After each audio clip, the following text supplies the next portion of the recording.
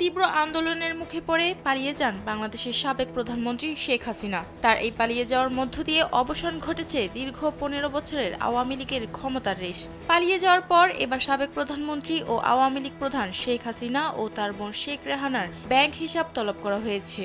সোমবার Bangladesh financial intelligence unit দেশের bank ও আর্থিক প্রতিষ্ঠানের কাছে এই সংক্রান্ত নির্দেশনা পাঠিয়ে অ্যাকাউন্টের তথ্য চেয়েছে বলে জানা গেছে। এছাড়াও জাতির জনক বঙ্গবন্ধু শেখ মুজিবুর রহমান মেমোরিয়াল ট্রাস্ট এবং চৌধুরী জাফরুল্লাহ শরাফতের ব্যাংক হিসাবেরও তথ্য চাওয়া হয়েছে। বিএফআইইউর সংশ্লিষ্ট এক ঊর্ধ্বতন কর্মকর্তা এই তথ্যটি নিশ্চিত করেছেন।